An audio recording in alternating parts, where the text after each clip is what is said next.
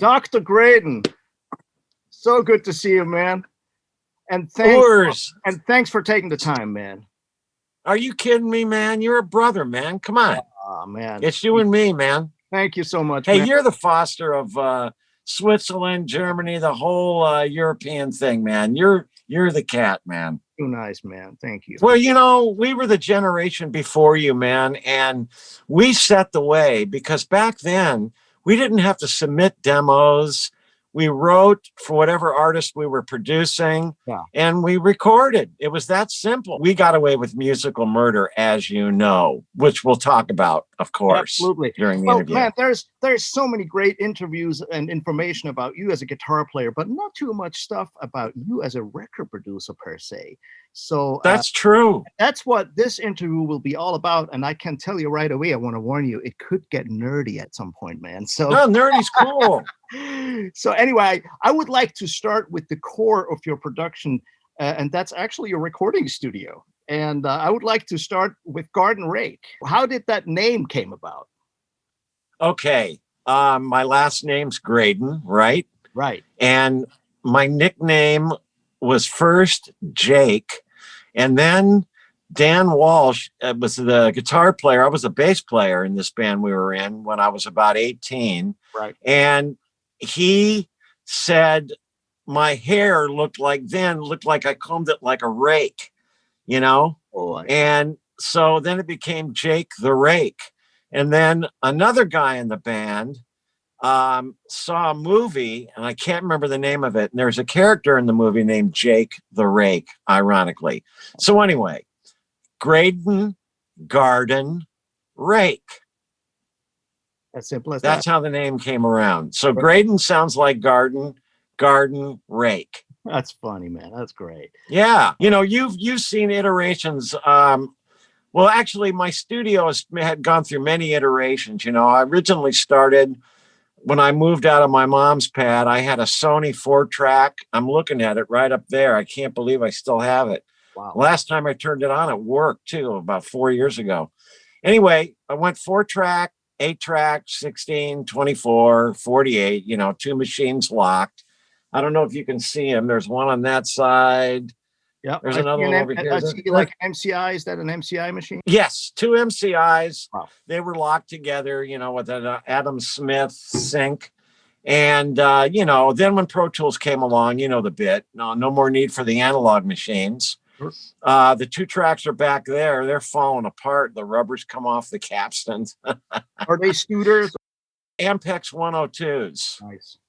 One's a 1/4 inch, one's 1/2 inch. Beautiful. They're great sounding machines, man. But, you know, those days are over. And as you know, man, using Pro Tools, it's always best to use with an analog console if you can. Absolutely. The EQ on my console, and you know this, man, from working on your Neve and your SSL, you know that the EQ on the board is much more alive than plug-in EQs. Yeah, it has some truth to that. Absolutely. But they're getting better, though. They're getting better, though. They are. Yeah. They are. You know. Yeah. Everything that happens before the converter really counts. Yes. Or it hits the converter. The converters count too. Very important. And to mix through the board also warms things up. Yeah. And there's a thing called phase differential that actually makes the mix sound like it has more room in it.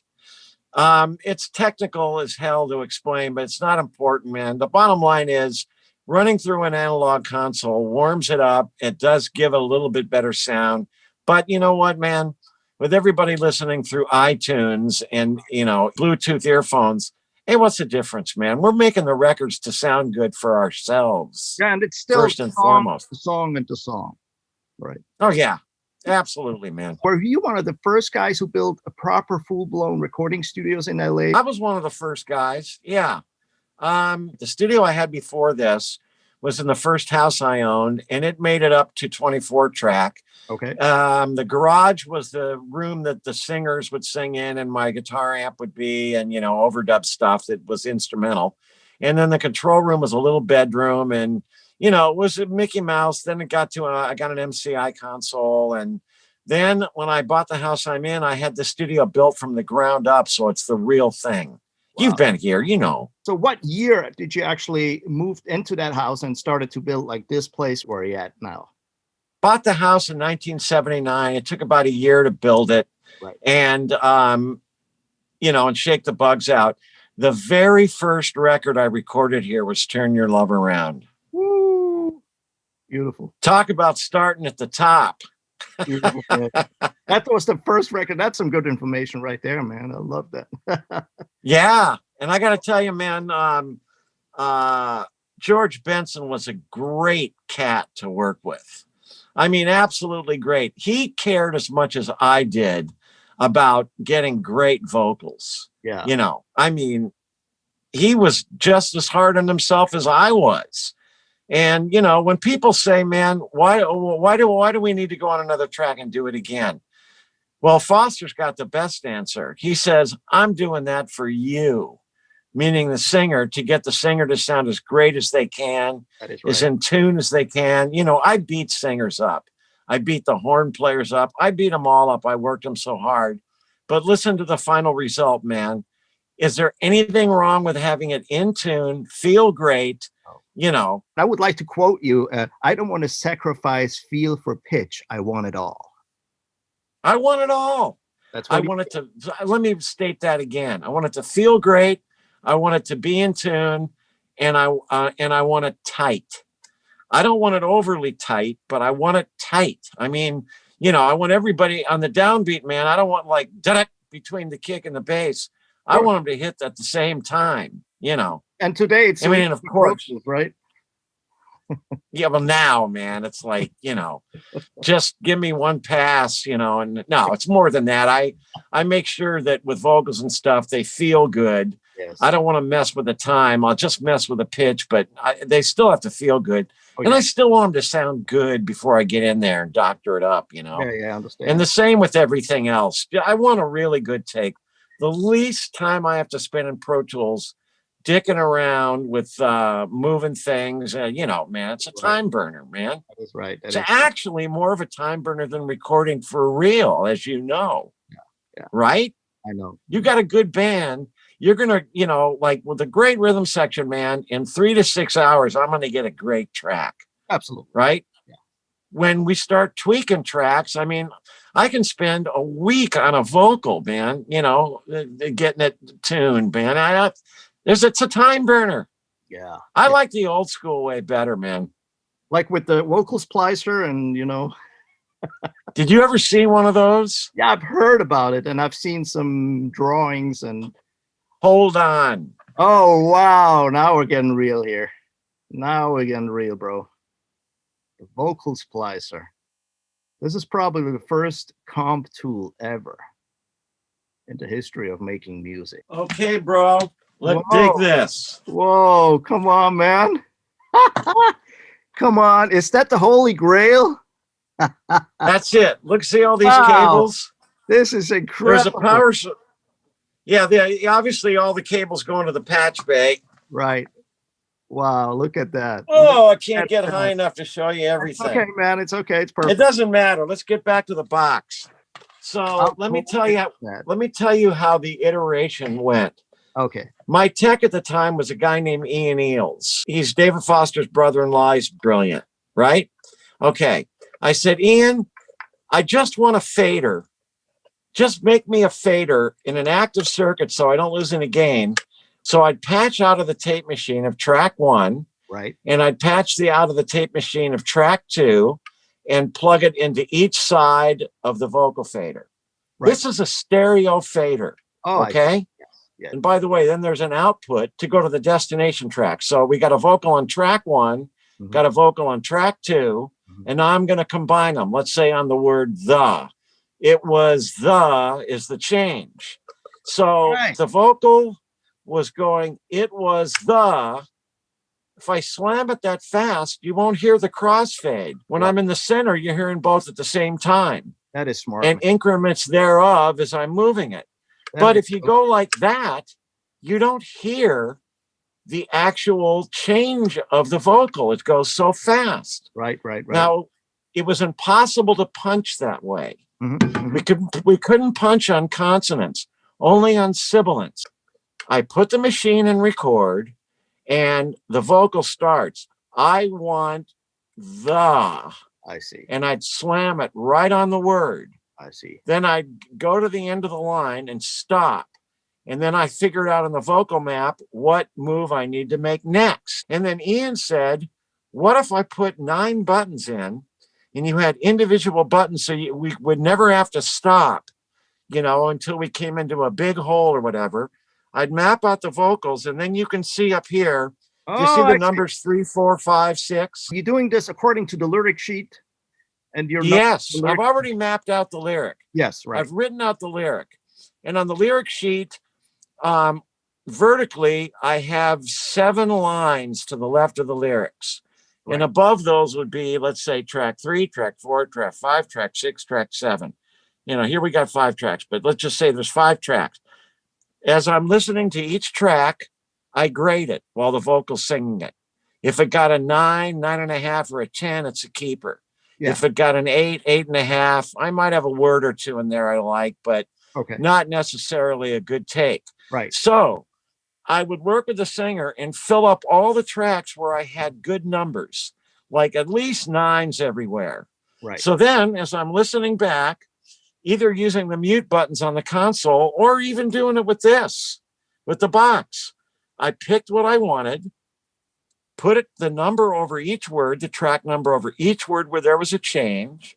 And then let's say I had the first 7 moves nailed and I just wanted to record them to the now 3rd track, the combination track. I'm looking at the lyric sheet and the numbers, and I've got this box sitting on the console right under real close to the fader area, right? So I'm right there, right? Right. So then I'm just bouncing as I need it. So top row means the fader is on the left. Bottom row means the fader's on the right. Right. So when the fader is on this side, the top group of buttons are out. You get it? Yeah, absolutely. So on my vocal map, I'm going from 3 to 5 on a particular word. All right.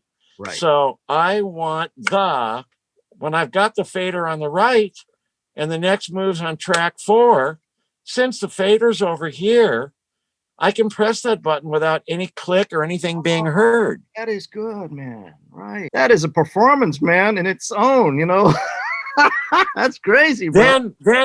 Then after all my buddies saw this, they all wanted one, and then Ian started building them and selling them. Good. Maybe he made 50 and sold all he made. That's the basic thing, and that's all that matters. It's so smart, man. It's so smart, man.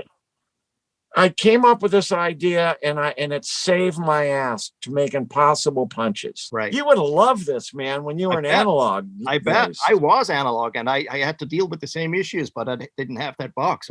Well, how did you do it? Well, how did you do it? You punched? I could, yeah. Right. How many times did you have to try to re-punch? And then after you screwed up the punch, you had to go back to a previous punch if you screwed it up. Yeah, I was a good puncher, though. I was a good puncher. Well, so was I. Yeah, I bet. But you can't punch on certain words. It just won't work. Yeah, that is right. That's correct. Thanks for that history, man. Oh, that's a good one. Great. That's a good one. I would like to know about, when did you transition from the MCI to the Neve board? 1987, when I did the Kenny Rogers album. Oh. Maybe 86. Right. Yeah. By the way, this is a fake beer.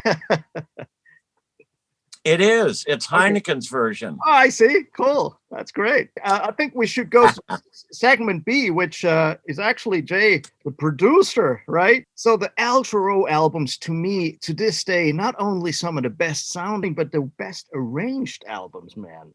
The arrangements on those albums are just impeccable, man. And here's the chart. Woo! Great. I wrote everything out. Man, it's amazing. I wrote it like I wanted it.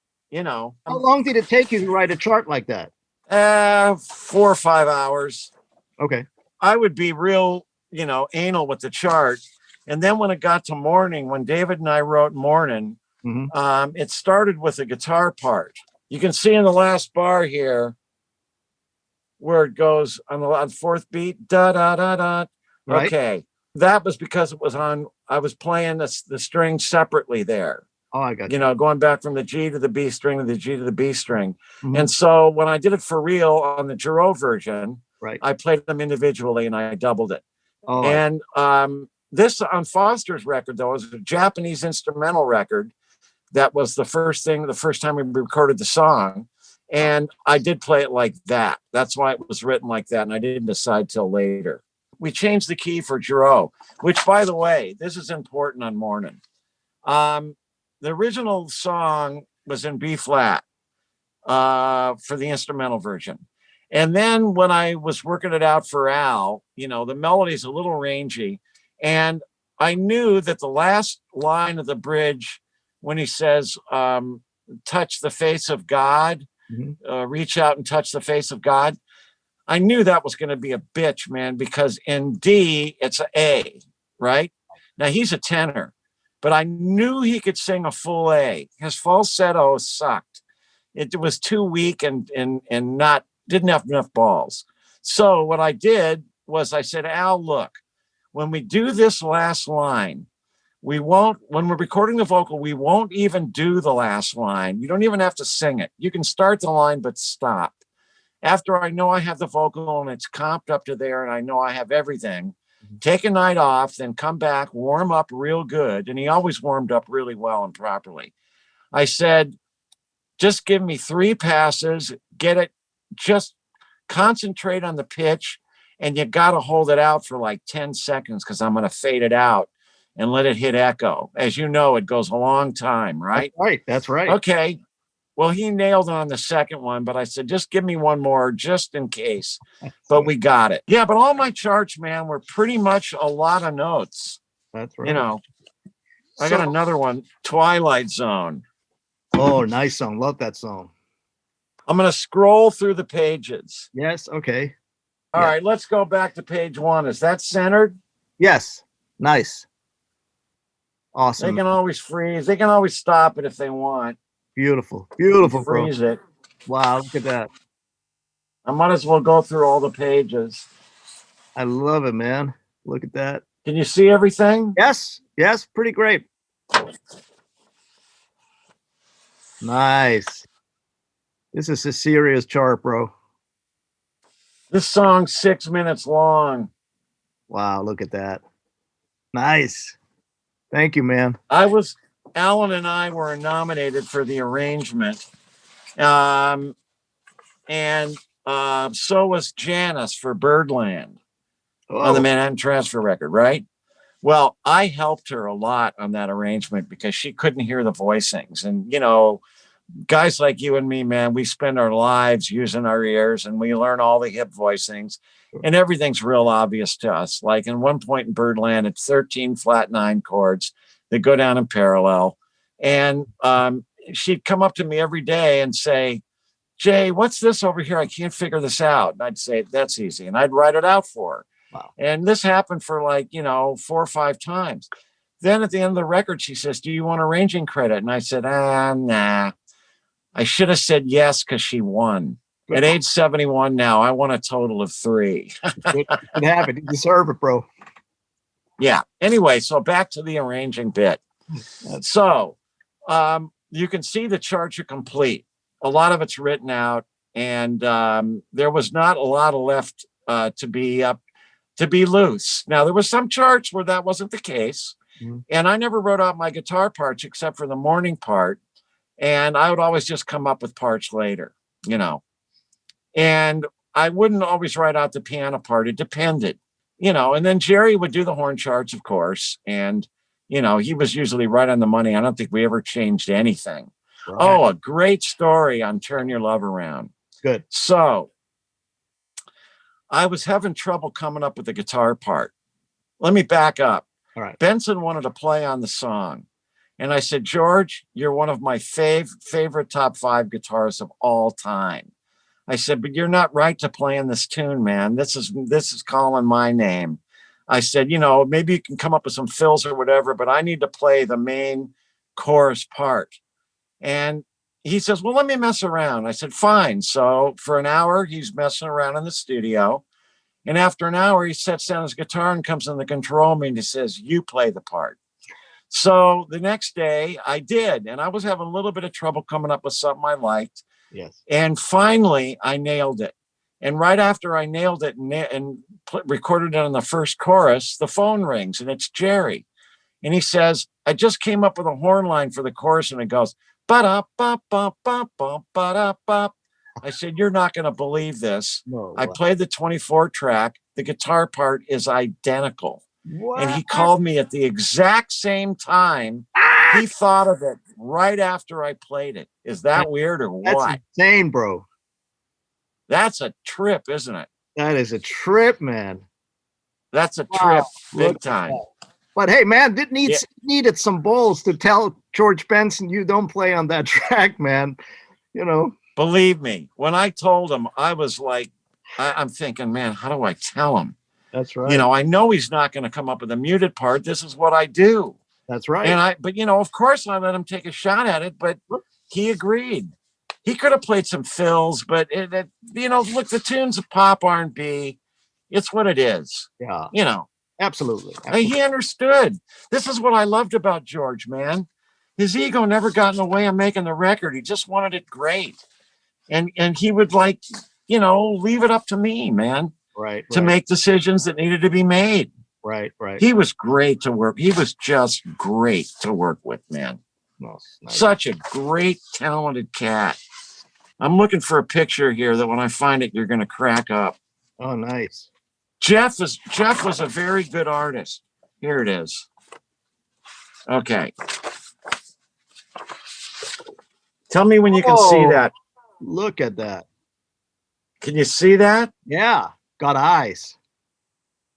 That's a jazz term, meaning, like, you know, if somebody was going to smoke weed or something, you might say to the cat, hey, man, you got eyes, man?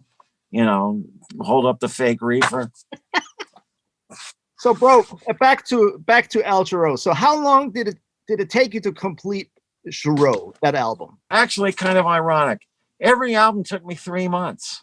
Wow. So that means 3 months nonstop, nothing else? Nothing else. No.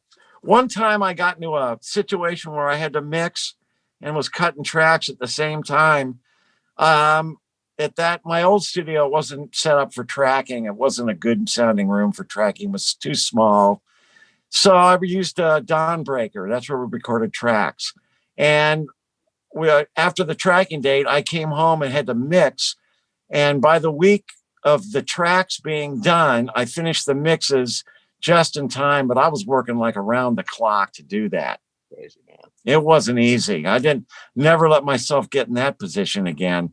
You know? What's really funny is if you try to look up the credits who actually mixed the Giro album, there's not much information. You know, even on the credits in the booklet, it doesn't say who really mixed the record. For some reason, it's me. You did it. Well, Ian's credited in there too, but I gave him the credit because he was my second. Right. You know, but yeah. And that album, I was up for not only producer of the year, I was up for engineer of the year too. And as I told you the other day, man, so was Thriller. Thriller was nominated in every category. I was a seat filler. Right. And that was the year, man, that I had all those really good nominations that I really would have liked to have won. I bet. Just one time I would have liked to have won producer and engineer, you know. But well, leaning against Thriller is hard, man. But anyway, you deserve it. Bad timing, man. Bad timing, man. So bad timing. Let me talk to you about one of my favorite records, because it probably influenced me the most of all the El Giro records, and it's kind of an underestimated record to me. It's High Crime. You know what? That's funny you say that. I haven't listened to that album in so long, I don't remember anything about it. I'll have to listen to it. Right. I don't remember anything about it. You programmed a lot of stuff, right, on it. So a lot. Right. Was there a song called Tell Me was on that, right? That's right. I'll tell you what I did for the bass part. All right. At least in one part of the tune. Mm-hmm. I blew into a Sparklets water bottle like flute. I played flute at one point a little bit. I played all the horns a little bit just to learn how to arrange for them. I played flute and trumpet better than the other ones, but still, I mean, I'm not, you don't want to hire me to play those instruments, right? So I filled a Sparklets water bottle up to get the root, and then I filled it up more to get the fifth. Whatever it took, I filled up the Sparklets bottle, and then we sampled it into a Fairlight, Robbie Buchanan's Fairlight. That is that. Now, I'm pretty sure that made it on the record. Yes, it sounds exactly like that. Yeah. That's funny. Yeah. That's a great funny, track. huh? That's a great track. So you don't know too much about the High Crime album, which is totally fine. Don't worry, man. I mean, this record is amazing. it's amazing. You gotta go back and listen, bro. Especially, I want to talk about one thing on that album. You might remember. I don't know. You probably remember because you did it more than once. The song "After All," arguably the best recorded and mixed ballad vocal to this day. Thank you, man. Yeah, I tell you. You know what? I wonder what mic, what signal chain, what did you do to make it sound? I mean, of course, it's L, it's U, but other than that, it was a C. It was a C12 on his vocal, probably. If not, it was a 47. What does it sound more like, a 47 or a C12? Hard for me to say now. It just sounds absolutely gorgeous, warm, rich, and, I don't know what it is. There's something about that vocal, man, the silkiness of that vocal. And you can't remember. You know what? Why didn't I write that stuff down, Urs? Right. What the hell was I thinking? You probably just have to listen again and it will come up, right? You know what? I'll do that. Yeah. I'll do that. And I'll tell you. Yeah. I know that it was a DX1 part by David Foster. Or did Robbie Buchanan maybe play a DX1? No, that's David on that song. Unless the credits say differently. Did you track that like live with the guys, or you remember? Yeah, we recorded it on the Breaking Away album, and I didn't like the track. I didn't like the track at all, so I shelved it.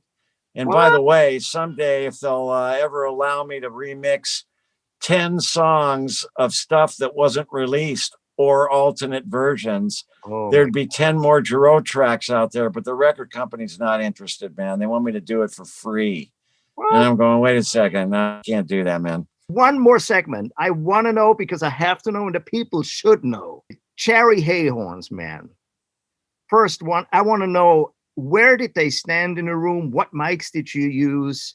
How far away from the horns were they placed usually? How did you mix them?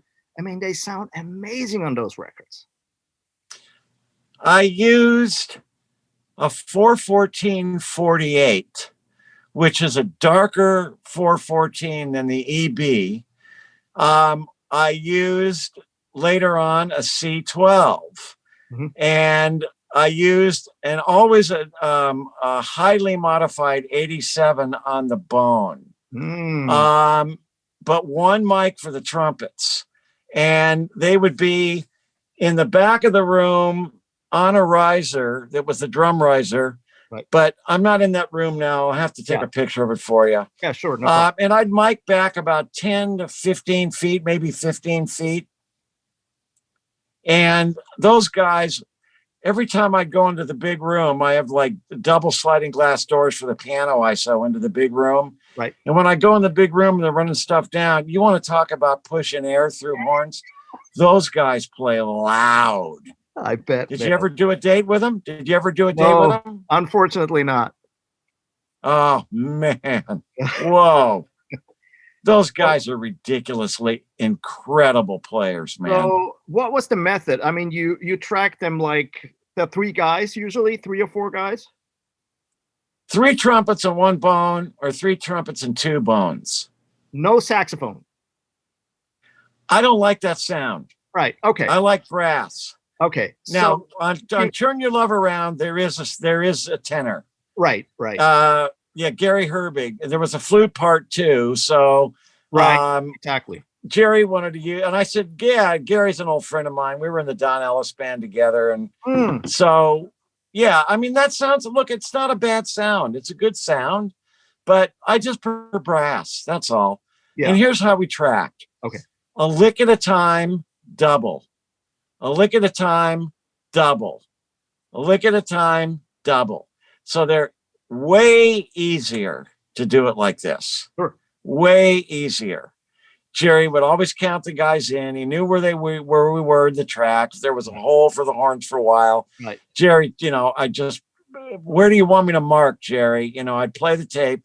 Stick up your hand where you want me to mark. Well, how big of a ramp you want? 4 bars, 2 bars? What do you want? Yeah. Right? They always used one-sided cans. Or if it was a double set of cans, always one side off. Wow. Cool. Right? And I cranked the drums. And I cranked the keyboards. Yeah. Now, the bass doesn't matter here. What matters is the time and the keyboards for pitch. Right. Right? Guitars, whatever.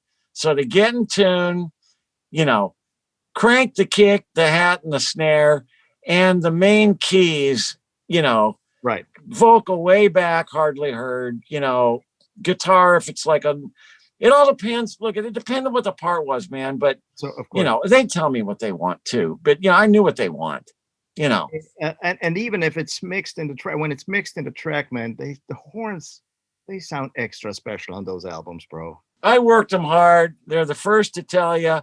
But you ask Jerry, hey, now, what's his favorite albums that he worked on where he thinks the horn section sounds the best? Right. And which he did, and also great arrangements. Oh. He's going to tell you Giro. Absolutely. Hands down. Yeah. What kind of reverb did you use on the Giro album or on the High Crime album? Did you have to rent some stuff, or did you use 480? No. Okay. I had a BX20 and a BX10 at the old studio.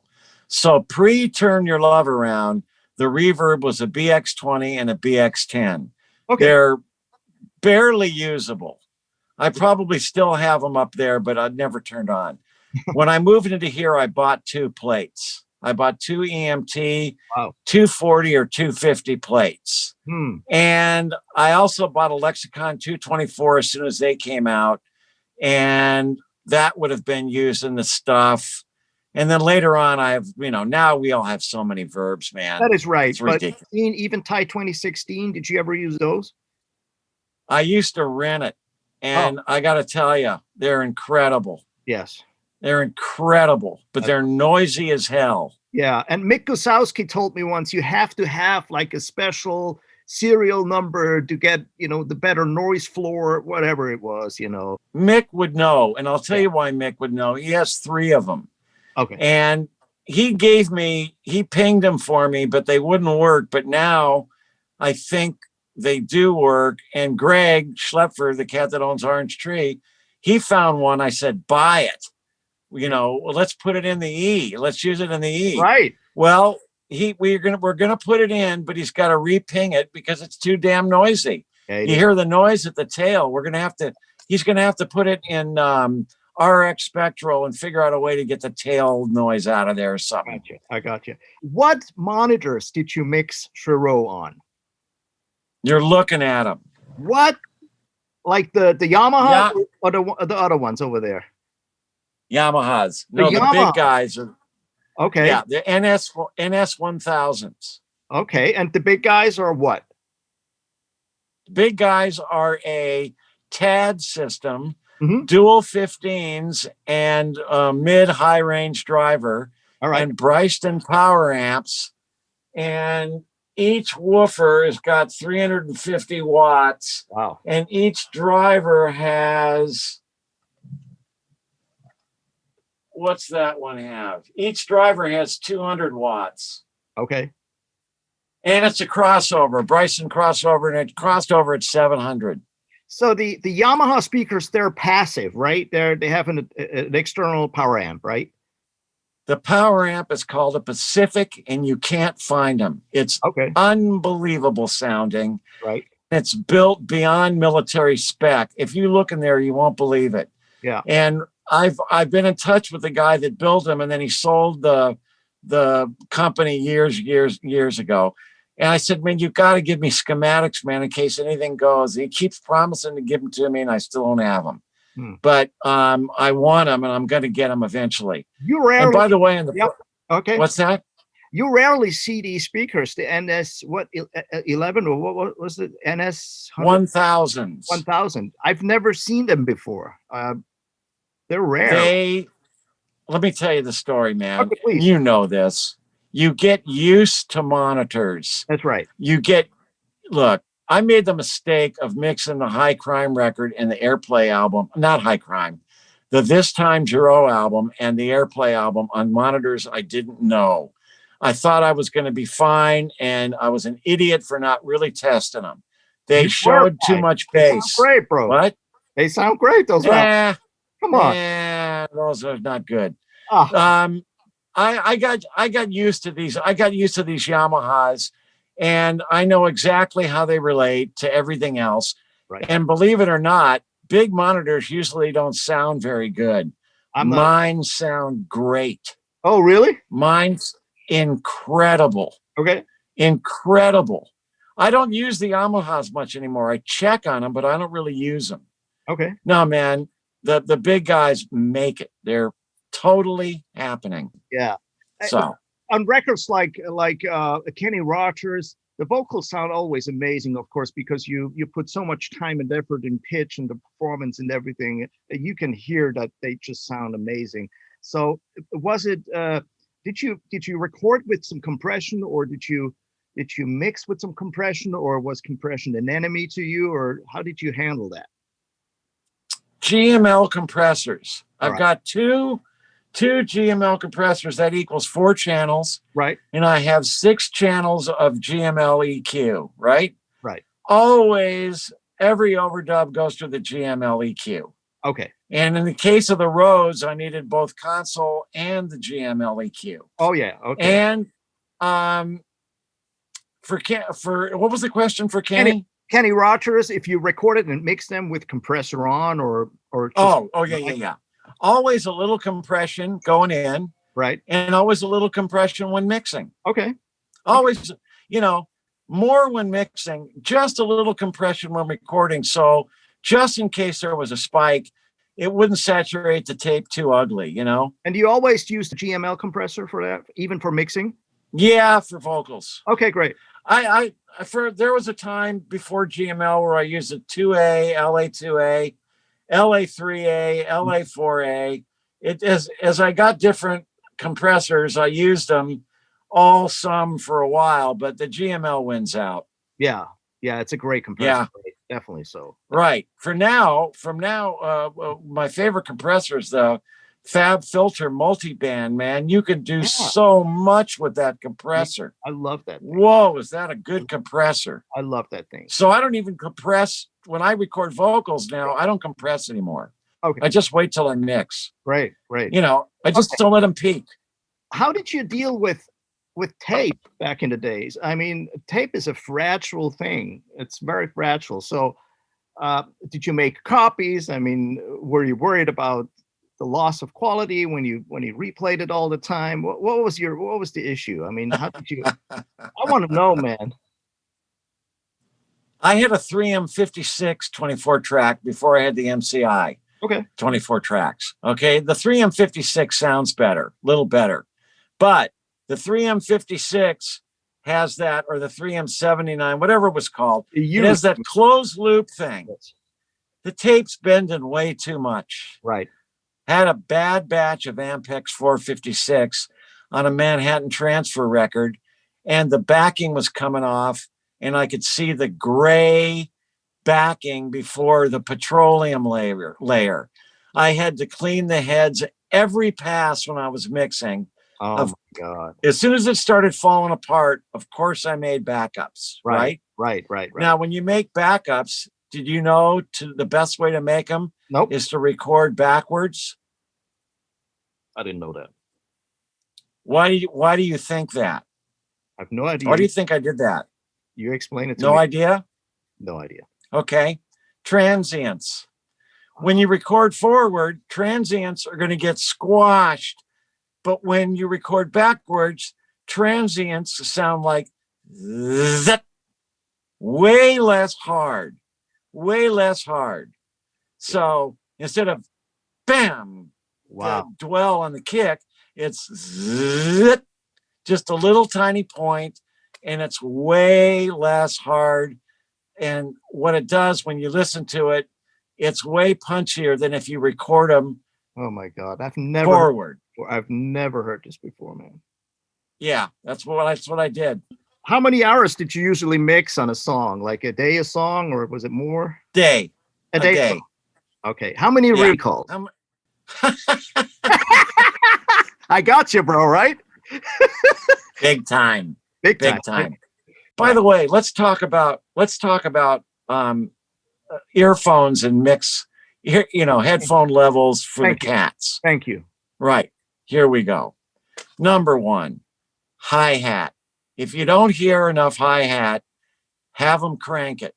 Now, in this era, there's so many studios that have individual cue systems where you can set your own levels. But for the guys, I always did the same thing because it's what I wanted. Got to hear that hi-hat, man, because and that's got to be riding the crest of the mix. The hat is the key to everything. But I mean, you got to hear the kick and the snare. You got to hear the kick and snare. That's right. But the hi-hat is the DNA of the groove. That's where the time is. Yes.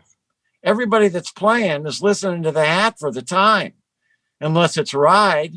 So other than that in the cans, then of course you got to hear the bass. There's no bass amp on purpose. The bass player needs to hear himself, and that's part of the pocket too. The kick and the bass, I got to hear about equal level, and that's real important. Mm-hmm. Okay. Then the keys and guitar. Now, typically I recorded with a trio and I play guitar later, but a lot of times I had Luke or Dean, or another guitar player. And half the time I kept their parts. If they played something I like, if they didn't, I axed it and I played it. Right. Luke used to tell me, why do you hire me? Erase my parts. I said, only about half the time. Mm-hmm. A lot of stuff I didn't record with click. A lot of stuff I recorded with click later on. But I'd say the earlier stuff, no click, okay? Right. But now with a click track, here's my big peeve with this. Only the drummer should hear the click track unless there is dead air. Thank you, that's it. Unless there is dead air for a bar. Of course. So what I would do now is if I used a click, I'd use a separate cue for the drummer and only he would hear it, but then I'd have the click on another track if there was any open holes. Right. But man, who do you go with? The click or the drummer?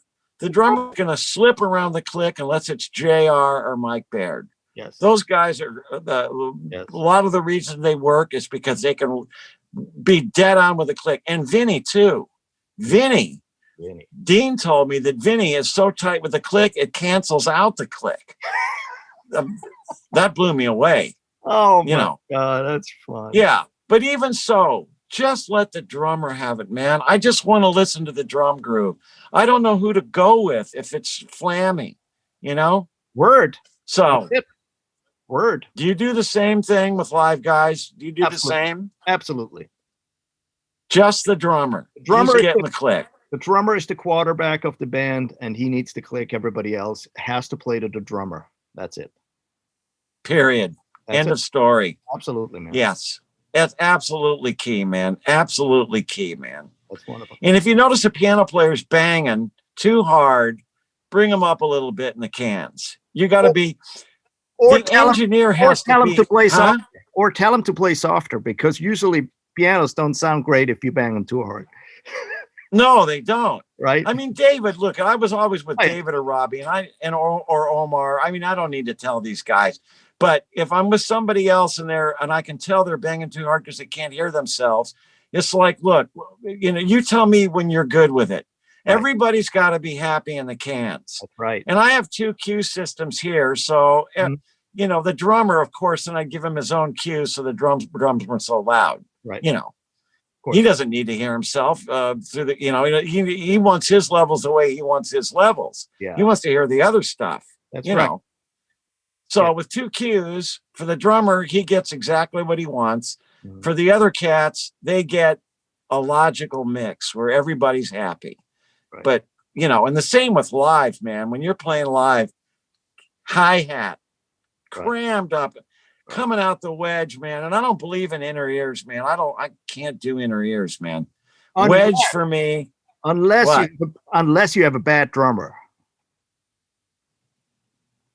Why is that? When you have a bad drummer, you don't want to hear the hi-hat, right?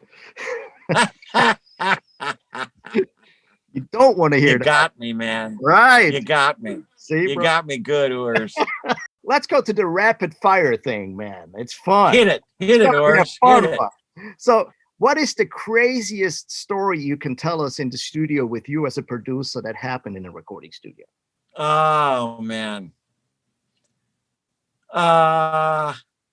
Well, Alan of the Manhattan Transfer came in right after I did the guitar solo on Twilight Zone. Right. And I played it for him and he says, I don't like it. I said, you don't get an opinion here. This solo's good. Trust me. You know, and then it got written up and downbeat, so it must have been good. I'm trying to be humble, but you know, it's a good solo. It's one of the better ones I played. Absolutely. Okay, what else crazy happened? Oh, always fighting with the artists, man. Always fighting. And here was my rule. If I wanted something 51% or more, I have to get my way. But every once in a while, I had to throw them a bone. If I didn't care 49%, if I got my way, if it was like a little thing, it really didn't matter. I'd let them have their way just to make them feel okay. Mm-hmm. But I was constantly, especially with a transfer, 4 people ganging up on me every day. That's hard. I go, why did you hire me? You guys have all these ideas you want. You know, why do you want me? Why do you need me? You know, you got to trust my judgment. Stop. Absolutely. Please. I'll throw a couple of names and bands at you, and you give me a 30-second answer. What do you think about them? Got it. Probably people you worked with. Maybe you haven't worked with them, but it's just stuff I want to know your opinion about. Okay. First one. Sure. Michael Sembello. Excellent guitar player. Excellent singer. I was going to produce him, and for some reason it didn't happen. Great. Outstanding, man. Yeah. Yeah. Amazing. Mike Lamardia. Yeah. Outstanding keyboard player, outstanding arranger, outstanding ears. His perfect pitch is, he may even have absolute. Very talented cat. Yeah. Very talented, man. And I put him through the mill, and he'd get a little bugged at me because he didn't necessarily want things as tight as I did. Here's another name. Robbie Buchanan. Incredible, outstanding piano player, arranger. You know, all these cats are great cats, by the way, too. You worked a lot with him, yeah. I worked a lot with Robbie. Robbie. I like Robbie, man. I love all those cats, all of them. You know. Here's a guitar player, Michael Landau. Excellent player, the king of taste. Michael's very tasty. Yeah. One of the quietest guys you'll ever meet. That is right. And Landau's a great player. Mike's still as busy as he wants to be. Yeah. But you know what? He really didn't want to do record dates after a while. You know, he's one of those guys that just really didn't care that much. He always had a good road gig. He had the gig with James Taylor, but now that of COVID, no road gig, he's doing a lot of overdubs. That's right. And I hear he's got a nice console in his studio in his house. Okay, cool. Very cool. Mick Kosowski. Excellent engineer. Excellent engineer. Taught me about sweeping frequencies.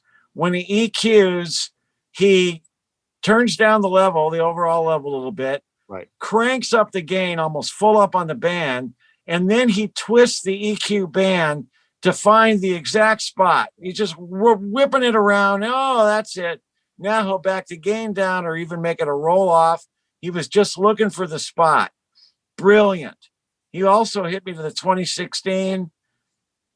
Outstanding mixer, very musical, very musical. If I didn't tell you, bro, I'm going to start a YouTube channel where I'm going to be teaching guitar and engineering. That's awesome. And a lot of other stuff. I mean, I picked up all this knowledge over the years, and I must pass it along.